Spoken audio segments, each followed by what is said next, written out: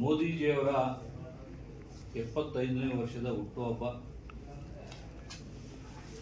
September 17ನೇ ತಾರೀಕಿಂದ October 8ನೇ ತಾರೀಕು ಸಾಕಷ್ಟು ಸೇವೆಗಳು ಮಾಡ್ತಕ್ಕಂಥ ಕಾರ್ಯಕ್ರಮಗಳನ್ನು ನಮ್ಮ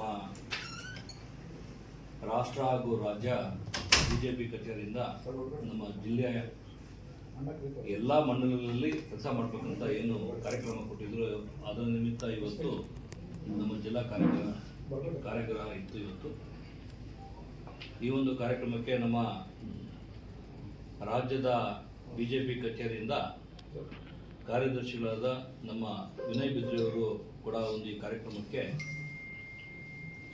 ಬಂದು ಸಾಕಷ್ಟು ಕಾರ್ಯಕ್ರಮಗಳನ್ನು ಯಶಸ್ವಿ ಮಾಡ್ತಕ್ಕಂಥ ಸೂಚನೆ ಕೊಟ್ಟಿದ್ದಾರೆ. ಅದರ ಜೊತೆಗೆ ನಮ್ಮ ಇವತ್ತು ಅದೇ ನಮ್ಮ ಚಿಂತಾಮಣಿ ಗೋಪಿಯವರು, ನಮ್ಮ ಬಿಜೆಪಿ ಮುಖಂಡರು, ನಿಕಟಪುರ ಅಧ್ಯಕ್ಷರು ರಾಮಲಿಂಗಪ್ಪ ಅವರು, ಪ್ರಧಾನ ಕಾರ್ಯದರ್ಶಿಗಳು, ನಮ್ಮ ಮಂಡಲ ಎಲ್ಲ ಅಧ್ಯಕ್ಷರು, ಪ್ರಧಾನ ಕಾರ್ಯದರ್ಶಿಗಳು ಎಲ್ಲ ಇವತ್ತು ಬಂದಿದ್ದರು. ಅದೇ ರೀತಿ ಇವತ್ತು ನಮ್ಮ ಮಾಧ್ಯಮ ಗೋಷ್ಠಿಯಲ್ಲಿ ಒಂದು ಮುಖ್ಯವಾದ ವಿಷಯವನ್ನು ತಮ್ಮೊಂದಿಗೆ ಹಂಚ್ಕೊಳ್ಳೋಣ. ನಮ್ಮ ಜಿಲ್ಲೆಯಲ್ಲಿರ್ತಕ್ಕಂಥ ಎಲ್ಲ ನಮ್ಮ ರೈತ ಬಾಂಧವರಿಗೆ, ಸಾಕಷ್ಟು ಬಡವರಿಗೆ ಏನು ಮೋದಿಜಿಯವರು ಏನು ಕೊಡುಗೆ ಕೊಟ್ಟಿದ್ದಾರೆ. ಮೋದಿಜಿಯವರು ಆಗಸ್ಟ್ 15ನೇ ತಾರೀಕು ಕೆಂಪುಕೋಟೆಯಲ್ಲಿ ಮೇಲೆ ನಿಂತ್ಕೊಂಡು ಒಂದು ಮಾತು ಹೇಳಿದರು, ಭಾರತಕ್ಕೆ ಒಂದು ಒಳ್ಳೆಯ ಕೊಡುಗೆ ಕೊಡ್ತೀನಿ ಅಂತ. ಅವ್ರ ಮಾತಿನಂಗೆನೇ ಇವತ್ತು GSTಯಲ್ಲಿ ಸುಧಾರಣೆ ಒಂದು ತಂದಿರ್ತಕ್ಕಂಥದ್ದು, ಮಹತ್ವ ಸುಧಾರಣೆ. ಇದರಿಂದ ನೇರವಾಗಿ ಬಡವರಿಗೆ, ಸಾಮಾನ್ಯ ಪ್ರಜೆಗಳಿಗೆ ಬಹಳಷ್ಟು ಅನುಕೂಲ ಆಗ್ತಕ್ಕಂಥ ಸುಧಾರಣೆ. 12% ಇದ್ದಿದ್ದು 5%ಗೆ ಡೈರೆಕ್ಟಾಗಿ ಕಮ್ಮಿ ಮಾಡಿದ್ದಾರೆ. ಹಂಗೆ 28% ಇರ್ತಕ್ಕಂಥದ್ದನ್ನು 5% ಮಾಡಿದರೆ, 18% ಮಾಡಿದ್ದಾರೆ. ನೇರ ಬೆನಿಫಿಟ್ ಸಿಗ್ತಕ್ಕಂಥದ್ದು ಗ್ರಾಹಕರಿಗೆ 12% ಕಡಿಮೆ ಆಗಿದೆ, 20% ಕಡಿಮೆ ಆಗಿದೆ ಅಂತ ಹೇಳಿದ್ರೆ ಅಷ್ಟೊಂದು ಎಲ್ಲ ವಸ್ತುಗಳ ಮೇಲೆ ರೇಟ್ ಕಮ್ಮಿ ಆಗಿದೆ ಅಂತ ಅರ್ಥ. ಈ ಒಂದು ಸುಧಾರಣೆಯಲ್ಲಿ ಮೋದಿಜಿಯವರ ಕೊಡುಗೆ ಇವತ್ತು ಅಪಾರ ಆಗಿದೆ. ಏನಿವತ್ತು ಮೋದಿಜಿಯವರ ಕೊಡುಗೆ, ಇವರು 11 ವರ್ಷ ಮುಕ್ತಾಯ ಆಗಿ 12ನೇ ವರ್ಷ ಪ್ರಧಾನಮಂತ್ರಿ ಏನಾಗಿದ್ದಾರೆ, ವಿಶ್ವ ನಾಯಕ ಅಂತ ಸಾಕಷ್ಟು ಬಾರಿ ಎಲ್ಲರೂ ಹೇಳ್ತಾ ಇದ್ದಾರೆ. ಅದು ಇವತ್ತು ಪ್ರೂವ್ ಆಗಿದೆ. ಏನಿವತ್ತು ವಿಶ್ವ ನಾಯಕರು ಅಂತ ಇರ್ತಕ್ಕಂಥ ಅಮೇರಿಕದಲ್ಲಿ ಯಾರು ಪ್ರೆಸಿಡೆಂಟ್ ಆಗ್ತಾರೆ ಅವರು ವಿಶ್ವ ನಾಯಕರು ಅಂತ ಮಾತಾಡ್ತಾ ಇರ್ತಕ್ಕಂಥ ಪದ್ಧತಿ ಇತ್ತು. ಅವರು ಏನು ಮಾಡಿರ್ತಕ್ಕಂಥ ಭಾರತದ ಮೇಲೆ ಏನು ಸಾಕಷ್ಟು ಟ್ಯಾಕ್ಸ್ನ ಹಾಕಕ್ಕೆ ಶುರು ಮಾಡಾದ್ಮೇಲೆ ಮೋದಿಜಿಯವರು ಯಾವುದೇ ಕಾರಣಕ್ಕೆ ಅವ್ರ ಮುಂದೆ ಬಗ್ಲೇ ಇಲ್ಲ.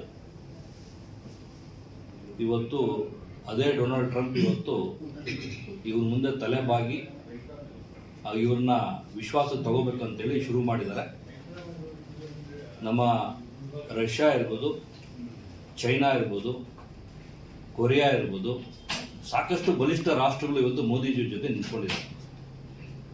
ಮೋದಿಜಿಯವರ ಏನು ವಿಶ್ವ ನಾಯಕತ್ವ, ಏನು ಒಂದು ನಾಯಕರಾಗಿ ಏನು ಬೆಳೆದಿರ್ತಕ್ಕಂಥದ್ದು ಇವತ್ತು ಜಗಜ್ಜಾಹೀರಾತಾಗಿದೆ.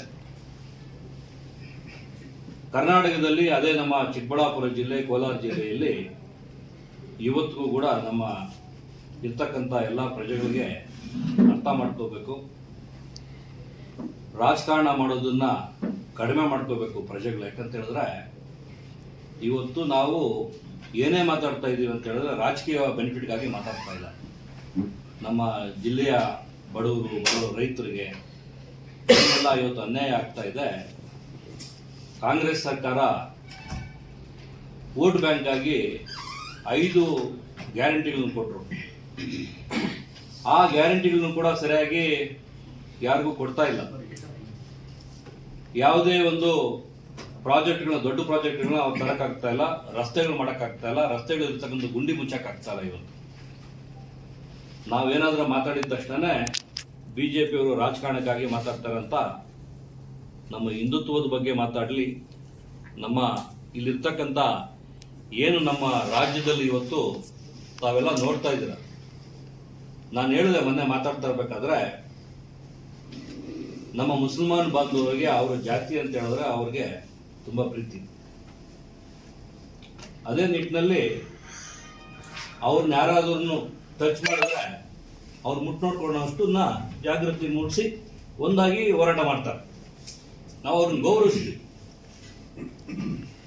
ಅದೇ ನಿಟ್ಟಿನಲ್ಲಿ ನಮ್ಮ ಕಾಂಗ್ರೆಸ್ ಏನು ಇವತ್ತು ಕಾಂಗ್ರೆಸ್ ಸರ್ಕಾರ ಇದೆ ಕರ್ನಾಟಕದಲ್ಲಿ, ವೋಟ್ ಬ್ಯಾಂಕ್ಗೋಸ್ಕರ ಮೈಸೂರಿನಲ್ಲಿ ದಸರಾಗೆ ಅವರೇನು ಮುಸಲ್ಮಾನರನ್ನೇನಾದರೂ ಕೇಳಿದ್ರ, ನಮ್ಮನ್ನ ನೀವು ಪರಿಗಣನೆಗೆ ತಗೋಬೇಕು, ಉದ್ಘಾಟನೆ ಕರೀಬೇಕು, ಯಾರು ಮುಸಲ್ಮಾನರು ಯಾರು ಕೇಳಿರಲಿಲ್ಲ ಪಾಪ.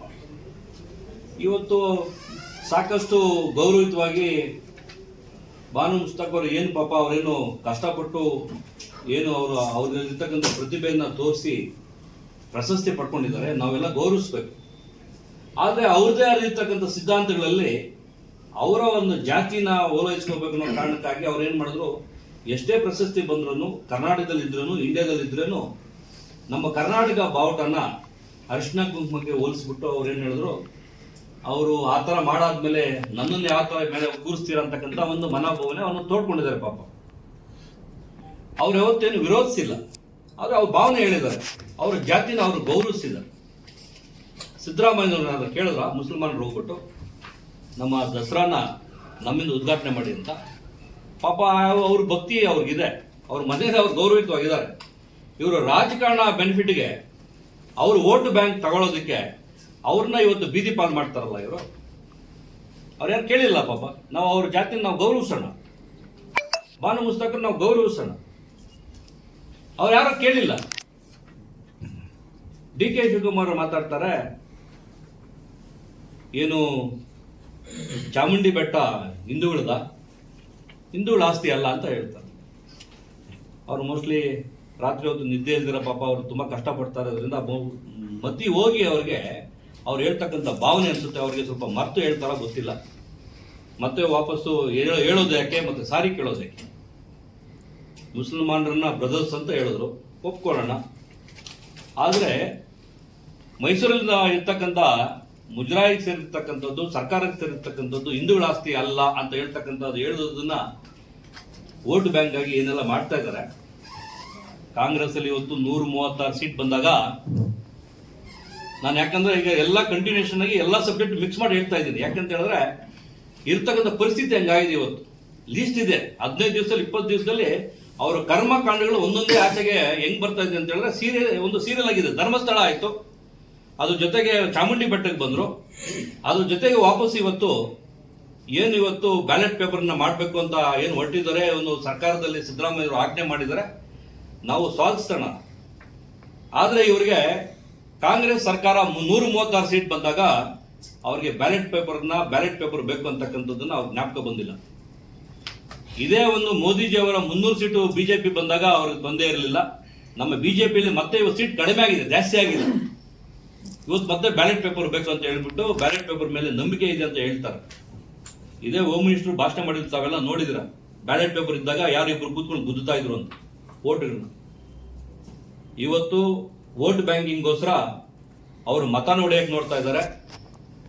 ಅದೇ ಜೊತೆಯಲ್ಲಿ ಎಲೆಕ್ಟ್ರಾನಿಕ್ ಇವತ್ತು ಏನು ಭಾರತದಲ್ಲಿ ಮೋದಿಜಿ ಅವರು ಏನು ತಂದ್ಕೊಟ್ಟಿದ್ದಾರೆ, ಎಲೆಕ್ಟ್ರಾನಿಕ್ ಒಂದು ಪೇಪರ್ಲೆಸ್ ಆಗಿದೆ. ಎಲ್ಲ ಕಡೆ ಪೇಪರ್ಲೆಸ್ ಆಗಿದೆ ಅಂತ ಹೇಳಿದ್ರೆ ಅದ್ರ ಕಂಟ್ರೋಲ್ ಇರ್ತಕ್ಕಂಥದ್ದು ಯಾರ ಹತ್ರ ಇರಲ್ಲ. ಅದು ಎಲೆಕ್ಟ್ರಾನಿಕ್ ಇರೋದ್ರಿಂದ ಮಾಡ್ತಕ್ಕಂಥ ಕೆಲಸ ಸುಲಭ ಆಗುತ್ತೆ, ಫಾಸ್ಟ್ ಆಗುತ್ತೆ, ಕ್ಲಾರಿಟಿ ಇರುತ್ತೆ, ಸ್ಪಷ್ಟವಾಗಿ ರಿಸಲ್ಟ್ ಬರ್ತಕ್ಕಂಥದ್ದನ್ನ ಏನು ಟೆಕ್ನಾಲಜಿನ ಇವತ್ತು ಬೇಡ ಅಂತ ಹೇಳ್ತಾ ಇರ್ತಕ್ಕಂಥವ್ರು ಈ ಕಾಂಗ್ರೆಸ್ನಲ್ಲಿ ಇವತ್ತು ಹದಗೆಟ್ಟು ಹೋಗ್ಬಿಟ್ಟಿದ್ದಾರೆ.